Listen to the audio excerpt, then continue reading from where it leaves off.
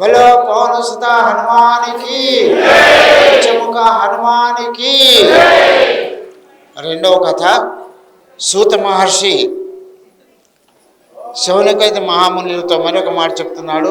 మునులారా, ఇంతకుముందు వ్యాసుడు ధర్మరాజుకు చెప్పినటువంటిది, ద్రౌపదికి కృష్ణుడు చెప్పినటువంటిది, ఇది కైలాసంలో పార్వతీదేవికి పరమేశ్వరుడు చెప్పినటువంటిది, బ్రహ్మదేవుడు సరస్వతికి చెప్పినటువంటిది, ఇది మనం ఇక్కడ చెప్పుకోవడం జరిగింది. సూత మహర్షి శౌనక మహేశ్వరుడు చెప్పినటువంటిది.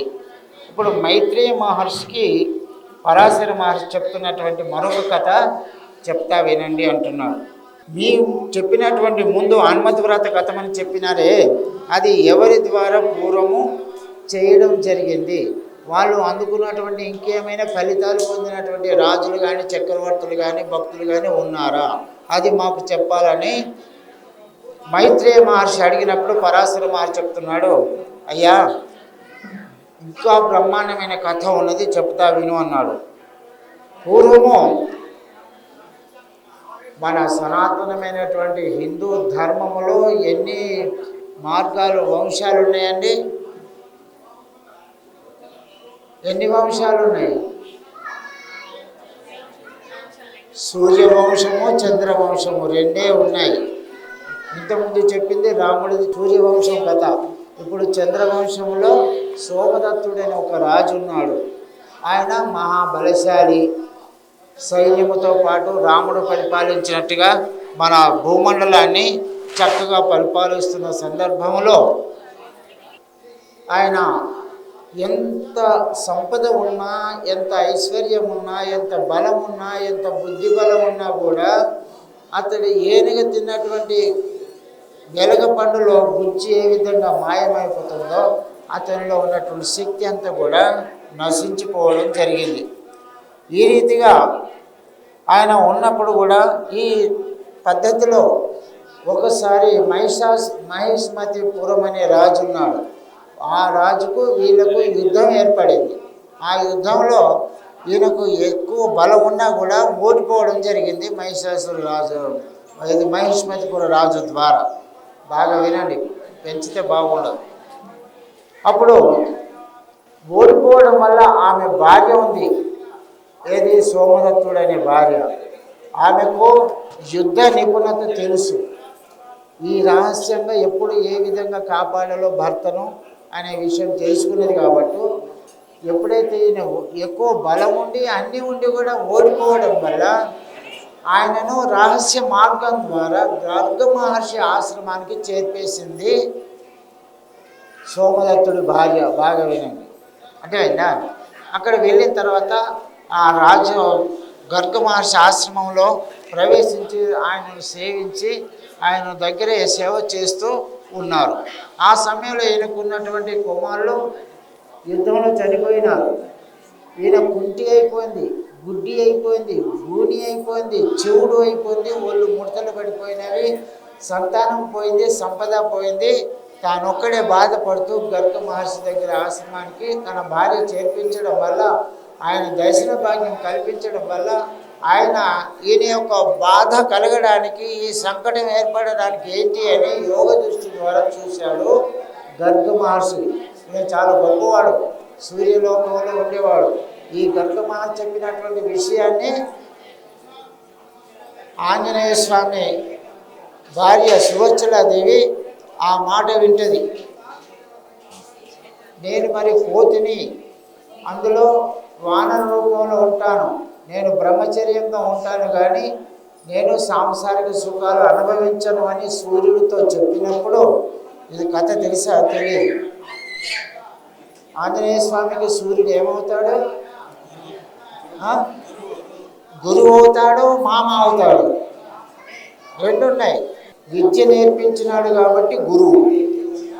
ఆ ఏకసంతగ్రాహిగా ఉండి సమస్త విద్యలను 64 విద్యలను ఒకే రోజులో, అంటే మన మాదిరిగా 12 సంవత్సరాలు 20 సంవత్సరాలు చదవలేదు ఆంజనేయ స్వామి. మన లోకంలో రెండు ఉన్నాయి, కులగిరులు అంటారు. ఒకటి ఉదయాద్రి, ఒకటి అస్తాద్రి. ఆ ఉదయాద్రి పైన సూర్యుడి దగ్గరికి వెళ్ళి నేను విద్య నేర్పిస్తాను, ఒక దగ్గర కూర్చోను, కాబట్టి నీవు ఎలా నేర్చుకుంటావు అంటే, గురుదేవాన్ని చెప్పేది బాధ్యత మీది, నేర్చుకునే బాధ్యత నాది, అందుకని మీరు చెప్పండి నేను నేర్చుకుంటానన్నాడు ఆంజనేయ స్వామి. సూర్యుడు ఉదయించడంతో పాఠాలు ప్రారంభించాడు సూర్య భగవానుడు.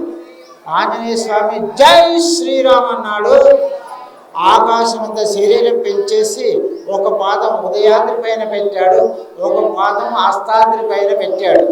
సూర్యుడు ఎట్టెట్టగా చెప్తూ పైకి వస్తున్నాడు, ఈయన అట్టగా పైకి వచ్చేసి ఒకే పగలు మాత్రమే 64 విద్యలు నవ వ్యాకరణ పండితుడిగా కాగలిగినటువంటి ఏకసంతగ్రాహి అయినటువంటి దైవం ఎవరైనా ఉన్నాడంటే నర రూపంలో వాన రూపంలో ఆంజనేయుడు మాత్రమే.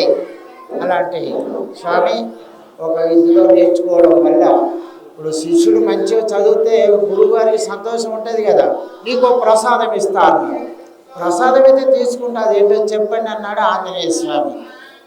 నాకు సువర్చల అనే ఒక కూతురు ఉంది, నీలాంటి బలవంతుడు, గుణవంతుడు, తేజవంతుడు, అతి బలంగా ఉన్నటువంటి వాడు మరి ఎవరు నాకు కనిపించలేదు, కాబట్టి నా కూతురు నీకు ఇచ్చేస్తాను అన్నాడు.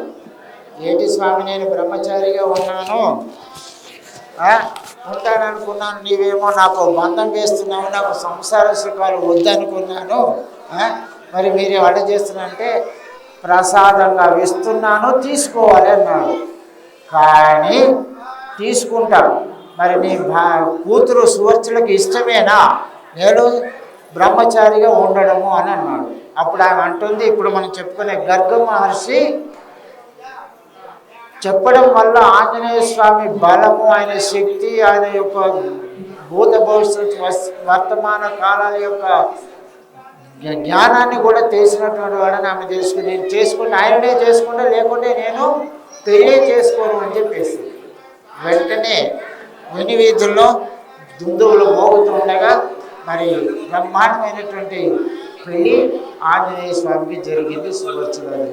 అందుకని ఆ గర్గ మహర్షి ఆశ్రమంలో తన సన్నిధిలోనే సువర్చల ఆంజనేయ స్వామి పెళ్లి చేయడం జరిగింది.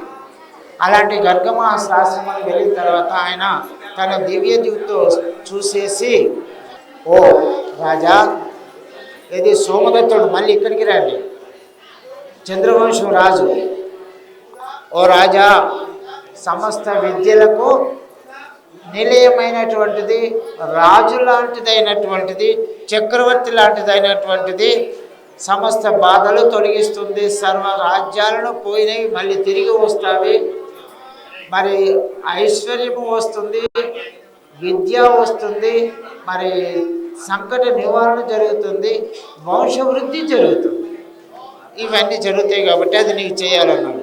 అందుకని వెంటనే నీకు ఒక విద్య నేర్పిస్తున్నాను, అదేంటంటే పంచవక్త్ర హనుమాన్ విద్య, అంటే పంచముఖ హనుమాన్ విద్య అని అర్థం.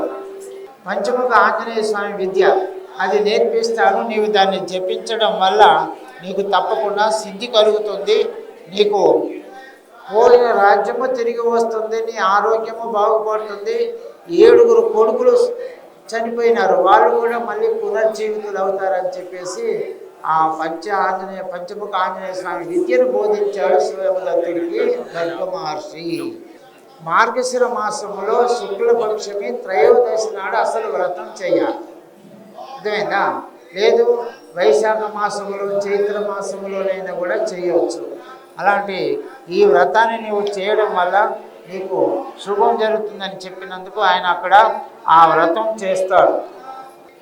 గర్గముని పురోహితునిగా చేసుకొని సోమదత్తుడు ఆ గర్గ మహర్షి ఆశ్రమంలోనే ఈ వ్రతాన్ని చేయడం జరుగుతుంది.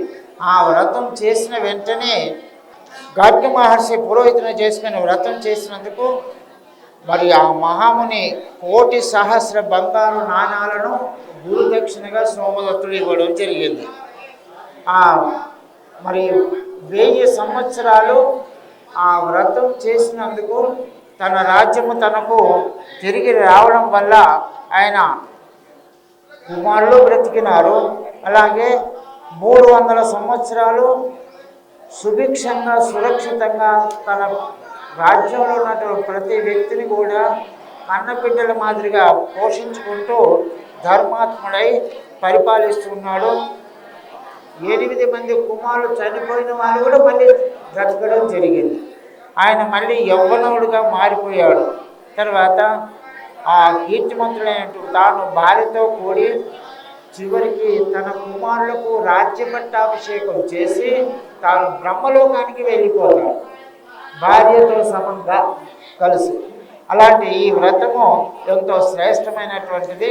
అందుకని ఓ మైత్రేయ, హనుమంతుని వ్రతం యొక్క ప్రభావం ఇలాగ ఉంటుంది కాబట్టి మీరు కూడా చెయ్యండి అని మైత్రేయ మహర్షికి చెప్పడం జరుగుతుంది. పరాశర మహర్షి అందుకని ఈ వ్రతాన్ని మనం చేయడం అనేది ఇది హనుమతి గ్రంథంలో సోమదత్త చరిత్ర అనేది 2వ అధ్యాయము పూర్తి చేస్తున్నాడు. ఓం నమో భగవతే వాయునందనాయ, ఓం నమో భగవతే వాయునందనాయ, ఓం నమో భగవతే వాయునందనాయ, ఓం నమో భగవతే వాయునందనాయ.